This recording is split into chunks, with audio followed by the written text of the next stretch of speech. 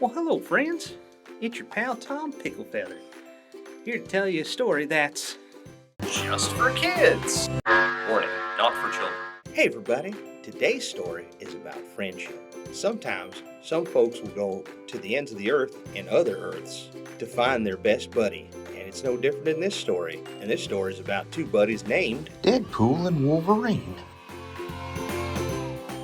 Once upon a time, there was a man named Wade Wilson, and some people knew him as Deadpool. Now, Deadpool wanted to be a superhero, but the other superheroes thought he wasn't very cut out for it. So he thought, well, maybe I'm not. So he tried to get a job selling cars. Well, that didn't really work out, but to his luck, someone from the TVA came to approach him and said, hey, we're going to tell your universe to go away unless you can find a guy named Wolverine. And Deadpool was like, well, I used to know Wolverine.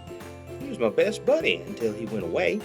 I'll be happy to find him. So Deadpool went through all these different dimensions, all these other Earths to find a Wolverine, but yeah, none of them seemed very cooperative until he found one Wolverine who was not interested in making any friends. So Deadpool decided, you know what? Sometimes when someone's really against having friends, they need friends the most. So Deadpool took him with him on a journey, and they were sent to a place called the Void.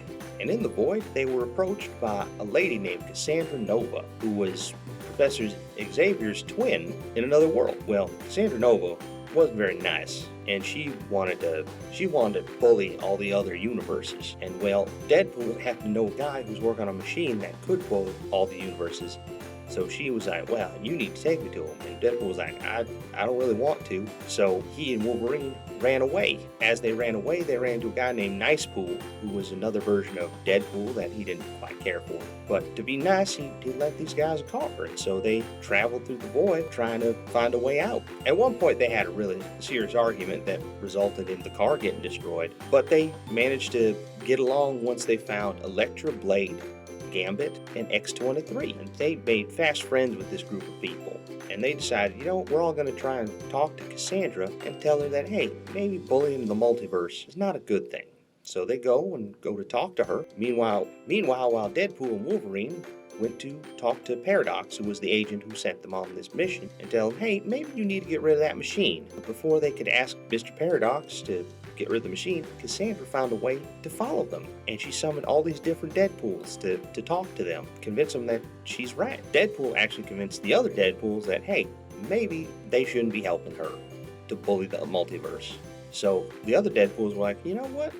Maybe he's right. So Deadpool and Wolverine managed to get to the machine before Cassandra could, and using their healing abilities, they were able to destroy the machine without getting really hurt.